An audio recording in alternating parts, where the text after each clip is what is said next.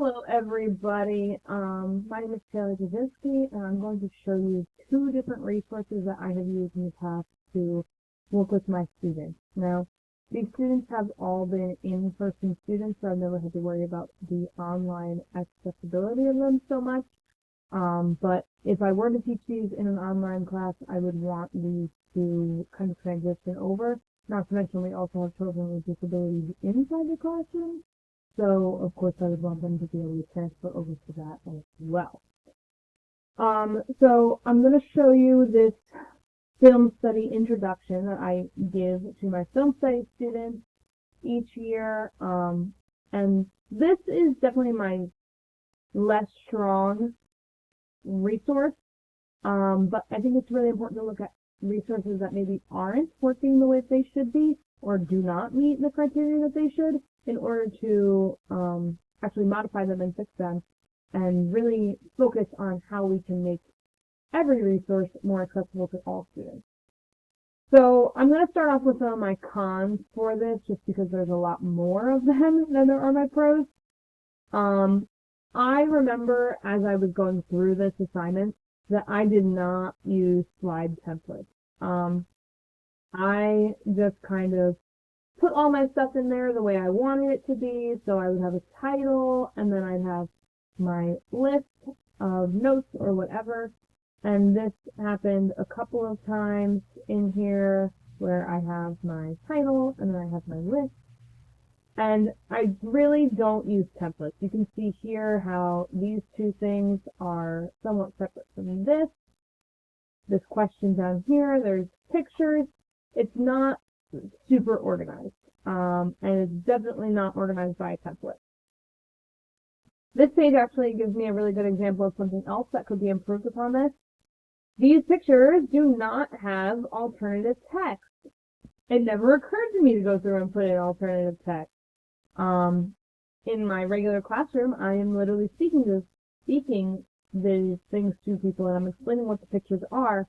However, if a student is absent and I put this up on Google Classroom where they would be able to access it, they might not be able to use their information or PowerPoint in the same way as my in-person students.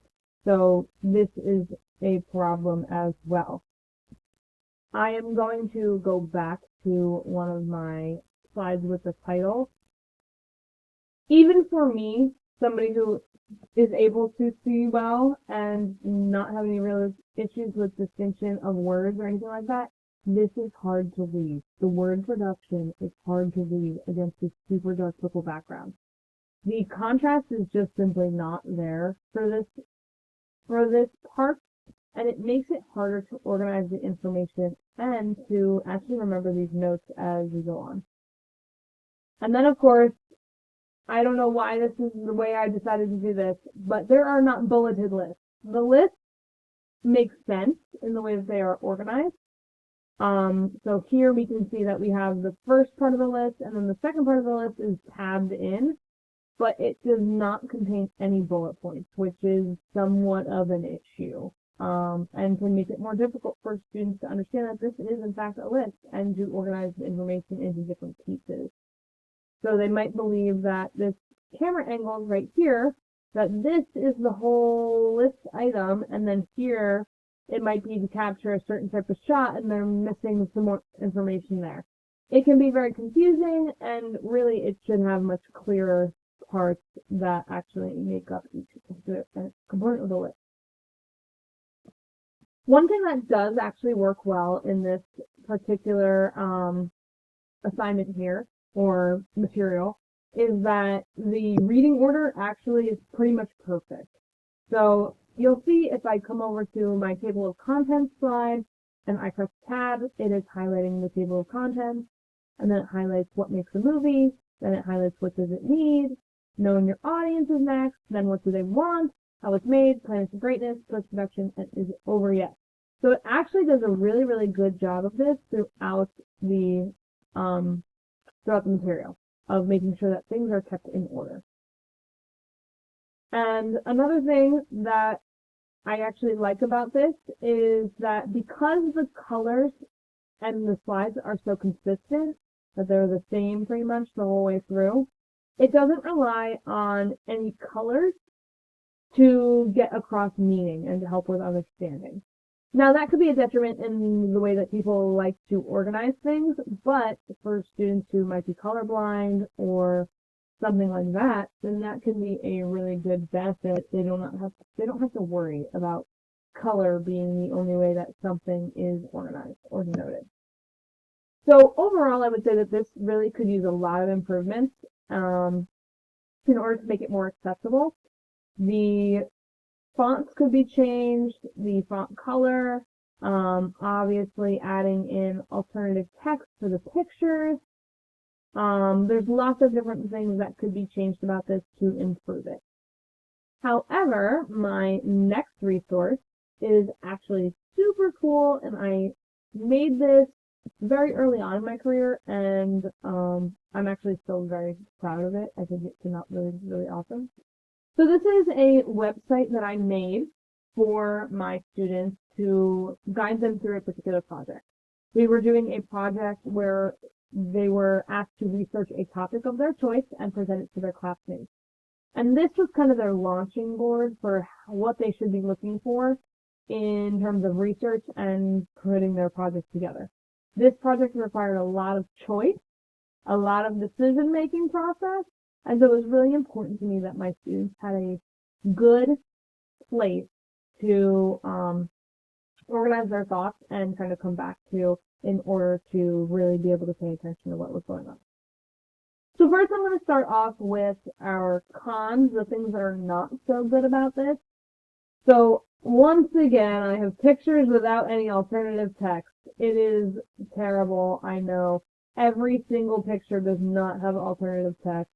It never occurred to me to put in alternative text. I don't know why. They don't even have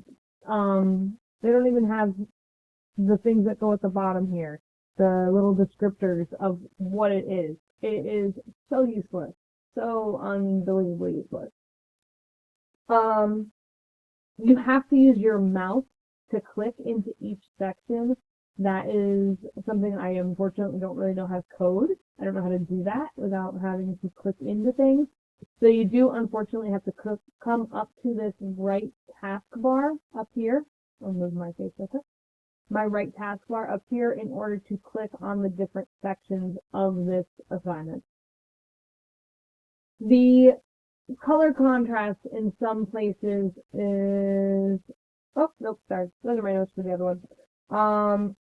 The navigation is really clear and consistent in this though. So as much as it is frustrating that it used to actually click into things, it is always the same. You always know how to get to each individual part of this.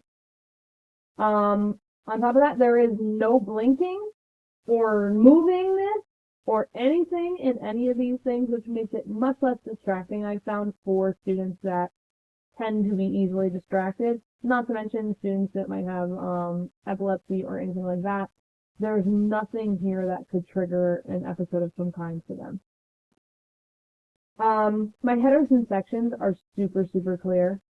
So right here we have the title of our lesson, A Museum for Us. This is the title of the project. And then we have the different headers of the things that we need to actually be working on in our assignment. And this actually helps break it up into really clear steps as well. So it goes from beginning to end. Our introduction is here in the home page. Your task is also part of your introduction. And then your process is a step-by-step list of how you're actually going to complete the project.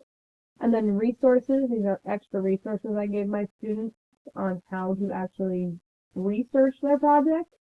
And then the rubric, which will show them what they need to have done.